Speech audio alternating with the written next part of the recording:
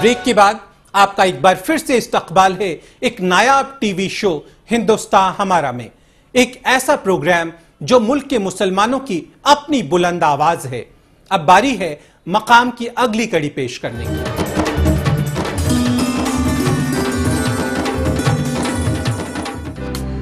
इनकी शरीके हयात भी हिंदुस्तान की एक मशहूर कथक डांसर है। इन दोनों की पहली मुलाकात मलेशिया में हुई थी। मुलाकात का यह सिलसिला बढ़ते बढ़ते कब इश्क की खुशबू से लबरेज हो गया और कब इन दोनों ने एक दूसरे को अपना हमसफर मान लिया, इसका पता इन दोनों में किसी को भी नहीं चल पाया।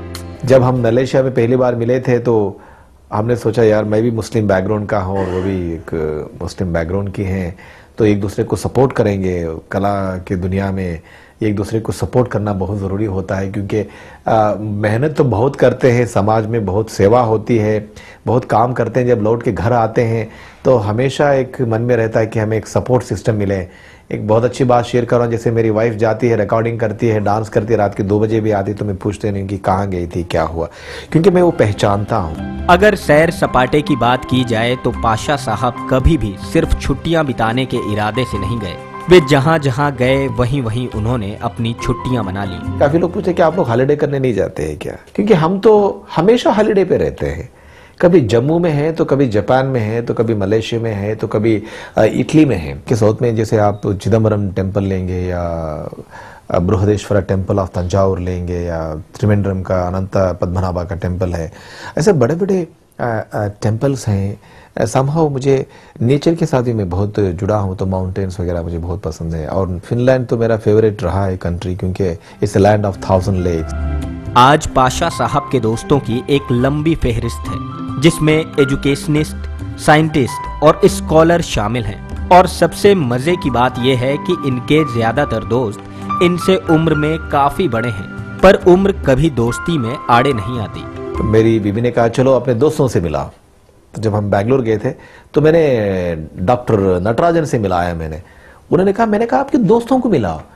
मैंने कहा ये तो मेरे दोस्त हैं, क्योंकि मेरे जितने भी दोस्त थे मेरे से 20 साल बड़े, मेरे से 30 साल बड़े, 40 साल बड़े थे। इन्हें वो फिल्में और गाने पसंद हैं जो मुल्क के लोगों को कोई पैगाम देते हों। मच रिसेंटली आमिर खान ने जो 3 इडियट्स बनाए बहुत अच्छे हैं, कि यूथ को इंस्पायर करने की मूवी रही है। और मुझे अच्छा लगता है कि जैसे फिल्म जो वो बॉक्स ऑफिस में भी हिट हो, एक मैसेज भी जाए और उसमें एक बोर ना हो फैक्ट जो होता है। पाशा साहब जैसे लोगों को दुनिया तो सलाम करती ही है, साथ ही साथ उन लोगों की दुआएं भी काम करती हैं जिनके लिए इंसानियत का दिल धड़कता है।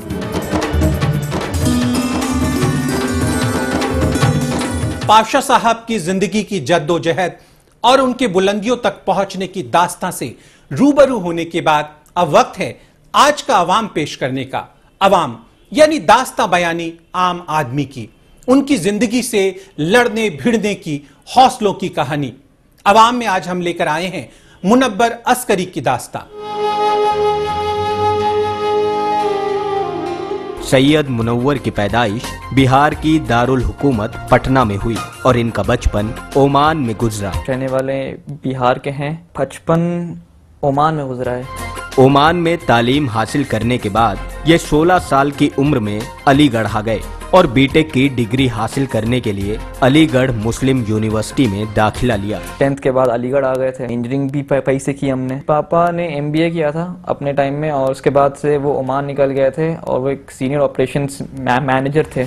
बीटेक पूरा करते ही इनकी एक प्राइवेट कंपनी में सॉफ्टवेयर इंजीनियर की पोस्ट में जॉब लग गई, लेकिन वालिदा की ख्वाहिश और खिदमतगारी के जज्बे के चलते नौकरी से अलविदा कहकर सिविल सर्विस की तैयारी करने के लिए इन्होंने कोचिंग ज्वाइन कर ली।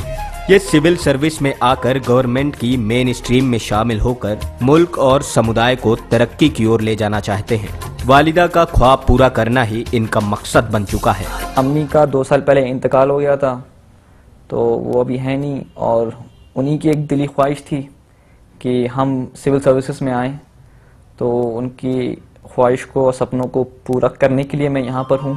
तालीम में मशरूफ रहने वाले सैयद मुनव्वर को चिकन बिरयानी और पिज्जा खाना बेहद पसंद है। खाने में चिकन बिरयानी हमें बहुत अच्छी लगती है, पिज्जा वगैरह हमें बहुत अच्छा लगता है। इंडियन पॉलिटिक्स में ये सुधार देखना चाहते हैं और इसके अलावा आवाम को आगे आने के लिए जोर देते हैं।